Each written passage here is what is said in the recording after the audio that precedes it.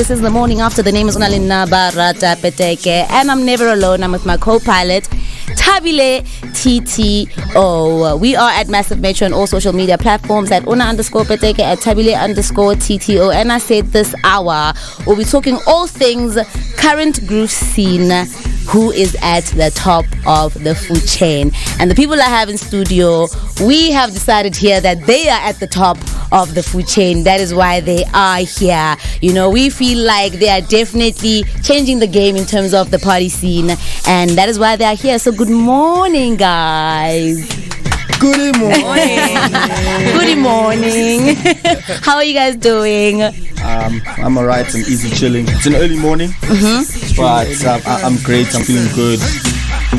Yeah, it's my birthday. Happy birthday, man. Happy birthday. I mean, let's get straight into it, guys. Introduce yourselves, what you do, and how long you've been in the game. Ladies first. Hi, I'm Marz Ambrosio. Hey. Marz the big story. Hey. Marz the manager. Hey. I've been in the clubbing industry for about 4 years. Obviously, COVID did a madness, but you know, I am currently the marketing manager of Taboo nightclub and Boa as well, and I'm also an events coordinator. Labeled. And you? My name is Sedia. I'm known as Absolute OG on social media. What can I call myself? I wouldn't say like I'm an events coordinator, but more like a pioneer in creating different kinds of experiences for the lovely groovers of today. Okay, I love that. Off to a good start. Now, Marz, let's talk to you for a second now, right? You're the marketing manager for Taboo, and you said also Boa. Yeah. What's the role of a marketing manager, you know, in a club, for those that have no idea what that is? Okay, so I think the biggest misconception is that events do them like just pop up, you know. We arrive and by the way, guys, I do have an office job. I do work Monday to Thursday in the office. Friday and Saturday I'm at the club. Basically, all I have to do is make the club look pretty and make sure everyone is informed about what is happening at the club. So I communicate with artists to get their visions right, get that onto a flyer and get that out to everyone. Make sure the word is spread to the right clientele. And yeah, that's pretty much what I do. Just make sure I coordinate everything, make sure everything looks pretty. Yeah. Everything looks Instagrammable, you know. The aesthetics must be right, you know. Yeah. So I run the pages from the Instagram to the Twitter to the Facebooks to make sure that everything is intact and everyone's informed. So when you look at the page, you know exactly what is happening, and obviously it's up to par.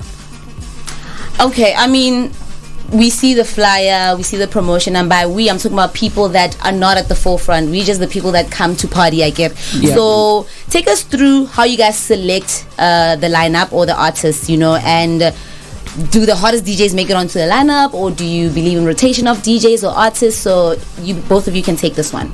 So do you want to start with that? Yo, I won't lie to you. In terms of DJs, it's kind of hard, you know, because everyone wants like their favorite genre to be played, but obviously you can't play one genre throughout the whole event. So you can't be like, I'm gonna play piano from 5 p.m. until 2 a.m. Yeah, there are places that do that, but we try and broaden it out and try and start off slow, you know. Maybe your old school house, your R&B, then slowly build it up to what's hip and happening today. Yeah. And that for me plays a very huge role, especially in areas like your Joburg North, your Joburg South, your Cape Towns, your Durbans, etc. Like you really need to know how to compile which DJs, when to play, how to play, because people will just come like, yeah, I play old school house, but you can't be playing old school house at the peak of an event at 11 p.m. you know. So it's very, very crucial for you to know your lineup, how you're gonna structure it, and bring the hype higher and higher and higher and higher until it's at a huge impact where everyone is just enjoying themselves. Okay, on my end, so basically with Taboo we used to have 2 nights. So Friday was our more like house kind of grown more like grown market kind of vibe, and then Saturday was more urban.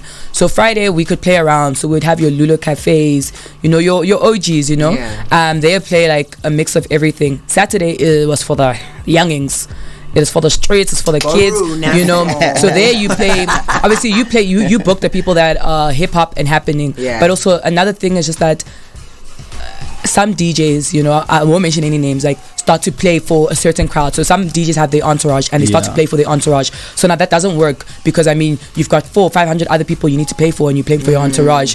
So I think that's where now you need those DJs that are all rounded and are good, your solid DJs, and maybe like a headlining set would be like maybe 45 minutes, and you have to brief them. You have to tell them, listen, this is how we want the event to go. So we have DJ Now, for instance. He's the head of our musical program at Taboo. So DJ Now looks at the lineup we have booked, or if a promoter or an artist brings us their lineup, DJ Now sits down, he looks at it, because he goes out and he listens to these artists play, and he'll now tell you who plays at what time, because some people don't know how to play a primetime set. Imagine now it's deep 11 o'clock, when are you playing a boring set and everyone wants to leave. At 11 o'clock you're supposed to play that set that makes people want to stay. Nobody should want to go home. When you say time's up, you know, people should want to stay. So obviously there's those DJs that don't know how to play prime set, and playing a prime set doesn't mean playing all the hits. You have to know how to mix and all of that. So I think that's what you have to look at. Some people can play just a normal set, they don't know how to play prime time sets. So you need a very good musical ear for that, and we've got DJ Now that handles that for us. And there's nothing wrong with being like a melody. There's nothing wrong. Nothing wrong. Work as you grow and do more sets. Just to also touch up on that, like also selecting your DJs, like your DJ also needs to understand your crowd, because it's not, especially in the club scene, it's not every day where you're gonna have the same crowd. You might have a younger crowd, you might have an older crowd. So your DJ needs to be versatile in that manner. It might be a thing of he's a trap hip hop DJ, and this night it's full of abantu badala. So you gotta switch it up and play that old school R&B, and you know, just understand the crowd and make sure that they playing for the crowd and not just for a paycheck. You know, that's what for me makes a very, very 100%. Good DJ. And I think also another issue with that is that some DJs aren't able to switch it up. So sometimes we'll market an event to young people, but it's the old people that come out. Maybe because it was exam season, now old people are like, okay, we pulling up. So you need as a DJ, you need to be able to switch up according to markets on the spot. So Sharp, you may have thought it was going to be a trap night, but now we look at the crowd and it's not that trap crowd. So you need to play what's necessary. And also sometimes if we've got a headliner like Gabza Maporisa, they'll bring in the masses, you know. So now you need to play something more diversified. Like let me say beginning of the year, maybe towards the end of last year, you couldn't get your Jazik and your Jazzy Disciples at the time to come and play a full set at Taboo, because they were deep amapiano, and the urban market wasn't used to that just yet. Versus now, where we look at the landscape of music in South Africa, it's amapiano through and through. So now you can get your deep, you can have a full angelic set, a full Jazik set at Taboo. Everything is perfect, everyone's gonna vibe to it. In fact, sometimes when you play hip-hop, your event just goes down. Tata marketing manager. Now, what currently sets you apart, you know, from all the others in the groove scene? Because like we said, we call you guys the Groove Avengers, the Groove Marvel agents. You know, what would you say sets you guys apart? And considering that you both are in different markets, obviously now, even though you've dabbled both in the club scene and also in the house scene, so both of you can take that. Okay, on my side, how I would differentiate me from everyone else is that I've always, the reason why I actually started this whole events thing, Club Sedia, is basically because I was one person that went out a whole lot. I used to go out with my friends. We used to be like, okay, we're gonna go here, we'd go there, and we wouldn't be those type of people like, we only gonna party in the north, or we only gonna party kokasi, or we only gonna be in certain areas. We would be like, as long as it's a party, we are going 100%. So we used to go to events and then be sold dreams, basically, you know. Ban knows Ban is gonna be there, and you know, alcohol's gonna be like this, you're gonna do that, you're gonna do this, and then you get to the place, the place is not up to standard, the sound is not, they're playing with home speakers, you know, Mgongo beats, those home stereos, and you're like, yo, I just took out money to do this, and I just got frustrated with that, and I was just like, you know what, I think it's time we actually start giving back to the people and focusing on actually producing something for the group scene. So I started being like, alright guys, listen, this is what we're gonna do. We're gonna start hosting groups. We're gonna worry less about making money and more about the experience. 100%. And it took a knock at like the first 2-3 years because it wasn't as profitable. Hey, English. It wasn't as profitable, but it worked in my favor from years to come, because now it's turned into something that's genuine, you know. It's not a thing of people are coming to my event because Maporisa is gonna be there, or Kabzada Small is gonna be there, or any big artist whatsoever. It's literally like, yo guys, this event is so nice, I like the vibe, I like the people that are around it, and for me that's what differentiates me from the other promoters. Because they're coming to my groove because they actually enjoy it. Like, people used to go to Authentic because Authentic Sundays was that groove, like Imnandi, it's too nice. It wasn't a thing of there's a 45 million 100 trillion artists and DJs that are gonna be there. It was just total vibes. So I feel like on my side, that's what I've brought to the people. That's what we've curated in the groove scene, is experience over just, you know, a groove for people to pay and come and drink, because anyone can host a party and okay, come through, come drink. It's not the same thing. You need to be like, let's introduce these type of people to these type of people, and let's have a bash. Sedia took the north to Alex, guys. You see, that's guys, the bridges of people, you'll see them grooving at dandies. That is where I want to get. I mean, actually, what more is there to say about Sedia, guys? Which brings me to this question. We're speaking about demographics and everything before we got into an ad break. You know, obviously you are more into the north side of, you know, you cater more to those people, you know, and you cater now. You've had the thing of putting suburban people under one roof, you know. Tell us more about that. How did you manage to get them into one space, Vele, and not more owner is more superior than the other?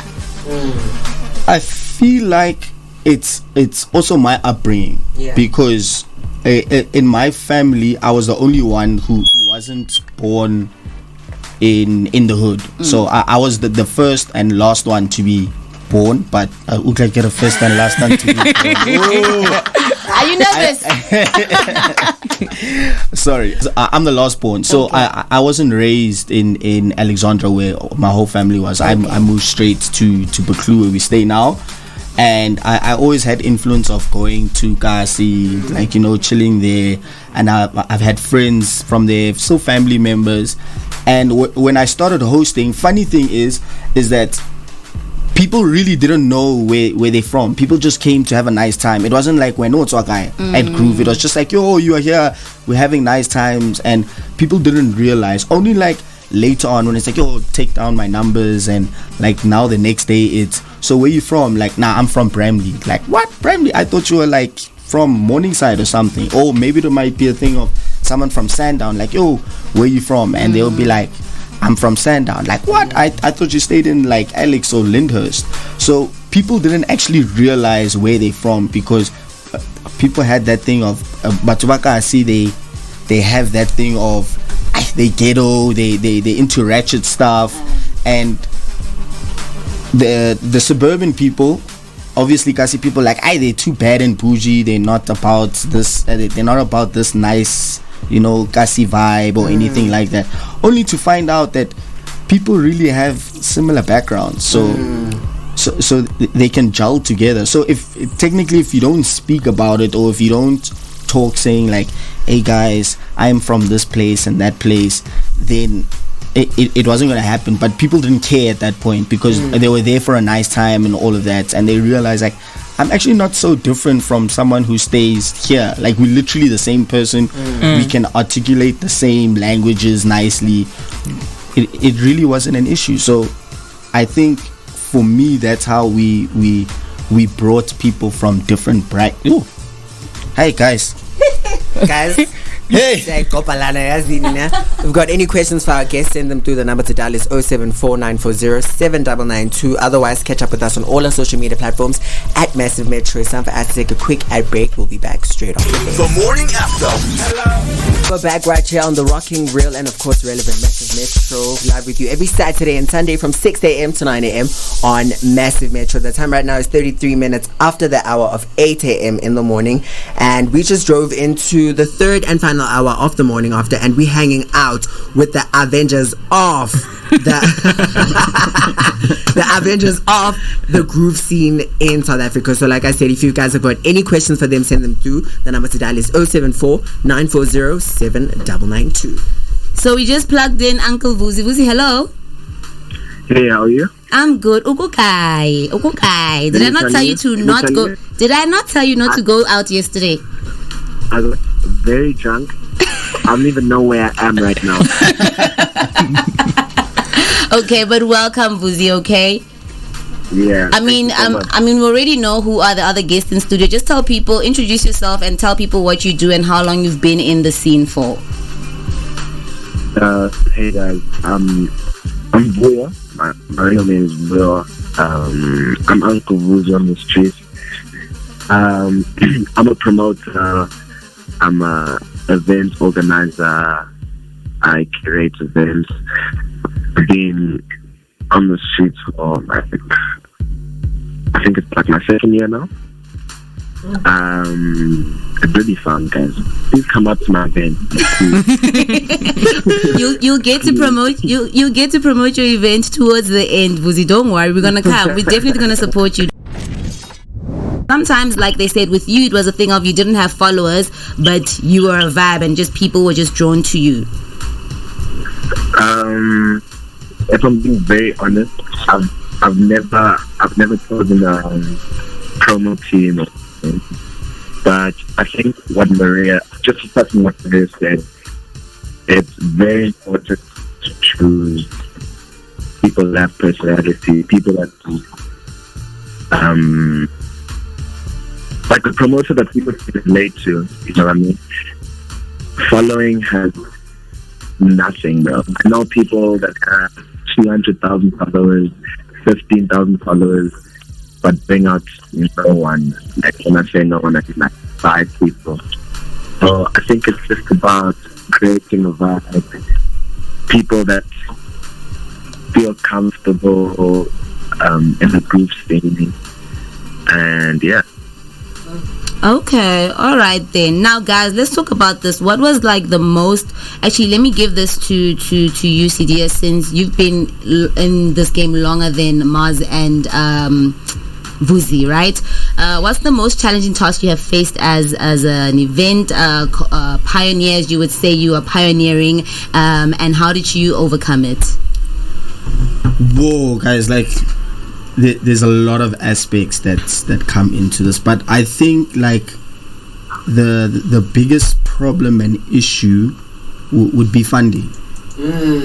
Funding is it's the biggest thing, because like you get to a point where you're hosting your events, but they get better, they get bigger, but the bigger they get, you need to spend more money. And unfortunately, it gets to a point where you only have certain amount of capital for you to host for, say, 300 people, but now 1,200 people are coming through. So no, or shotaka furniture, or shotaka bujwala, you're shorting with tags. It's a whole lot of issues and problems in terms of that, just because of funds. And you still want to do that thing of giving a vibe towards the people. And I can say that people need to work towards sponsorship, and sponsorship isn't like before.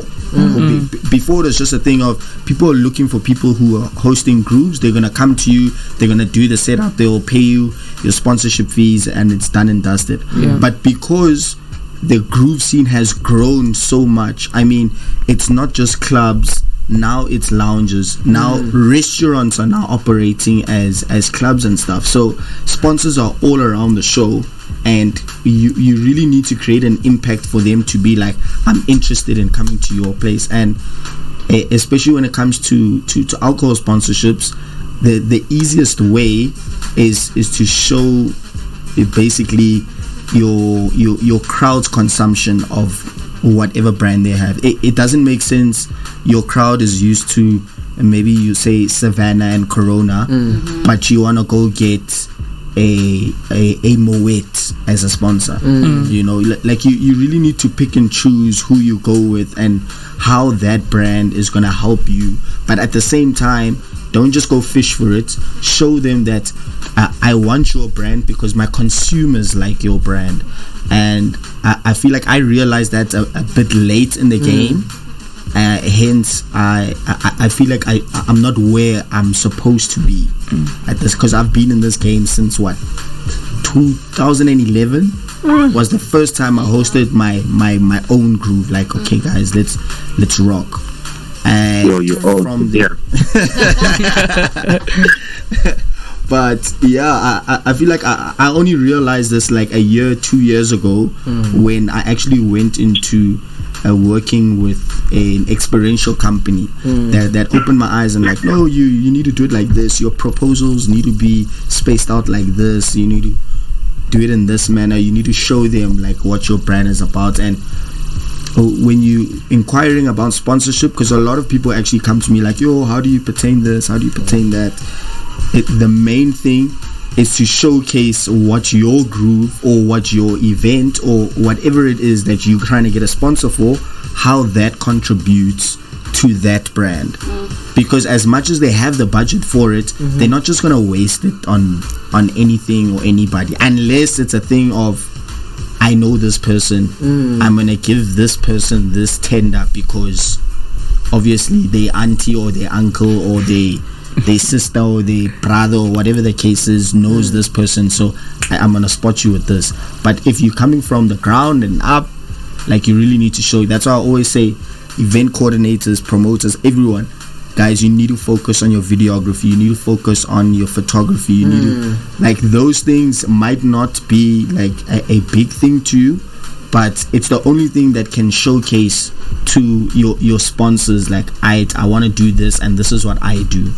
Because you're gonna end up giving out your degree worthy sponsorship proposal, but you have no evidence in, you know, showing them what you can do, because they end up gonna just look at it and be like, just another one. You know, but you got photos, you got videos, people are rocking, people are showcasing, hey, I'm holding this bojel, I'm doing this, and then you say, hey, listen, Pongras, here's 30 pictures of 30 different people holding your product that I bought. Can we work together? Can you give a sponsorship of, maybe even if you start off with just the stock, or maybe it's branding or what, or like, people want to jump straight into the deep end, be like, nah, give me 100k, and it really doesn't work like that anymore.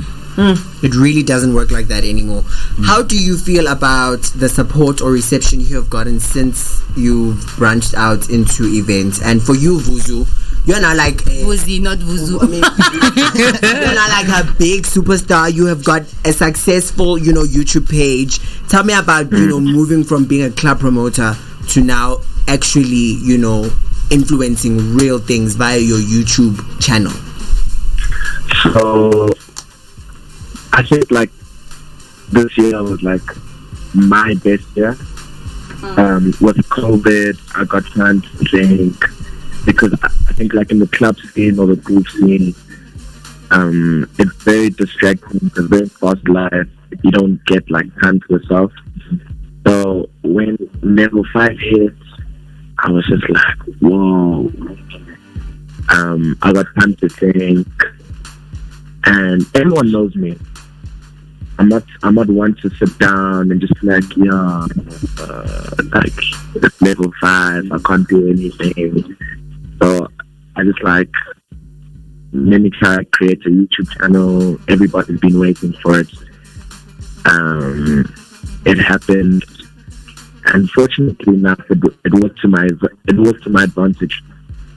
So from the YouTube channel to actually creating the channel into an actual groove or an event was to my advantage. And yeah, I've really been enjoying it. It's been fun. I mean, the first one was very successful, although it was invite only. Yeah, I caught so much more, but it was really fun. So yeah, that was my journey. There's nothing much to it. I was just very lucky, blessed for it to be successful, and yeah. I mean, tell us about the channel. What is it called and what is it about for people that do not know about it, and what actually inspired it? Can you get more into that? So, Secret originally was about unspoken topics on the streets, unspoken topics in the club dynamic, club etiquette. So basically everything groove related. And it eventually changed into a lifestyle channel. So if you go onto Street Cred, you'll see there's a few different videos. So there's a mukbang, there's a vlog on the MSG drive. I'm into cars, I'm into all of that. But I think like everybody was just attracted to it because of my personality. And one thing about YouTube is that people like to feel like it's relatable. You can't be one person on YouTube and then in person someone completely different. So what you see on YouTube is me. I don't even plan my content. I just literally stand in front of the camera like, this is me, let's talk. And yeah. Yeah, thank you so much for that response. Now, this is a question for all of you guys, né? You guys seem to have grasped the winning concept, you know, how to do successful experiences, which is what I love. It's no longer just parties anymore, it's now experiences. And the concept of, you know, winning house parties. How do you ensure that your house parties are, number one, successful, number two, sustain longevity? That's for you first. To be honest, now you know, there's a song that came out. What's it, John Vulikate? Why? Because it's there. Yeah. But no, okay. To be honest, how I curated like the experiences and how to make sure longevity wise it carries on is inviting the right people, you know. Like, don't just host a party and then be like, yeah, people came through, it's finished and klar. Like, you have to be visual of who's there, what those people are doing, who's the one bringing the vibe, who's the one dancing, who's the one who's the one who's, you know, on the decks doing, you know, just overall making the groove scene a nice and better place, and communicate to those people like, yo dude, I really like your vibe, please come through to the next groove. Or, you know, maybe it's a thing of inviting how can I say, basically, perfect example, inviting someone like Vuzi. So he's, guys, I don't think I've ever met a person like Vuzi when it comes to the groove scene, 100%. Because it's something that's it's unfathomable. Like he generally just knows how to adapt to every single group, no matter where you go, no matter what seed, what culture, whatever it is. He's always a person that's going to bring out the vibe. Be my boy out, and also just to see what's different, what he's doing differently, you know. And I think that's one thing that maybe the older generation should really like take from us, guys. Be open to change and just be transparent about everything. There's no need to lie about money, guys. Money is the biggest problem. Also, one thing I want to add on, since we're running out of time, is the older generation need to stop bullying the young generation, because I've seen it. Hey, now. And this is basically also for Vuzi saying you're doing so well. It will not take you 20 years to get where you are. You are That's right. no shade thrown. You are doing so great. And just quickly, Vuzi, next week you have an event on the 28th. Tell us quickly more about that. Sedia, I know you also have something today, but I think it's a private thing. I'm not sure because so quickly both of you quickly tell us what's that. And also lastly, all three of you, I want to know your biggest wish for the groove industry. What is it? Quickly. So Vuzi, Let's go. Gig. Let me just touch quickly, like a minute. So just to touch quickly on what Sedia and Maria said, it's an experience. I always tell people, bro, the club can be full and it's dead. So it's really just about how you make people feel at the time. And then next week, 28, guys, it's 99 rand, guys. Please put bread on my table. Please. Be the most childish party ever. We're just having fun. I think we're trying to change the groove scene. We're just having a different experience. Dumping consoles, everything is labeled. Food, whatever you like, it's literally there. But yeah, 28th of November, street cred. These town guys. Thank you so much. And yeah, did you think his party? Didn't tell us about his party. Didn't tell us about his party. You don't want people to come to your party. No, he did. Street Cred, 28th of November, guys. It's gonna be a bash. What's gonna be happening, Uncle Vuzi? Please let us know what's happening. Who's gonna be there? Two-piece. You said it's what I said. It's no longer things are no longer parties now. It's now an experience. When I go home, I wanna close my eyes and literally picture myself there. So let us know what's happening there. How can people get tickets? Who's gonna be there? Just everything. Okay, so we've actually had a change of venue. We're having it at the Ivy Champagne Garden, so it's a rooftop, the aesthetic setting, guys can snack. The theme is two-piece, so no two-piece, not coming in. It's gonna be really fun, no one cares, no sections, whatever. Let's just have fun with random people, beautiful people, good vibes, yeah. So you can get a ticket on Howler for only 99 rand. And then... Imagine, 99 rand. 49 rand. Yo. Yeah. Wow. Listen, and you, Mr. Birthday Boy Party? No, I'm just gonna have a young shindig for my birthday today. So we're out in Baklu. Like, if you know, you know. You should know. Actually, Members only. That's about the young shindig. Maar the videos are very kaga.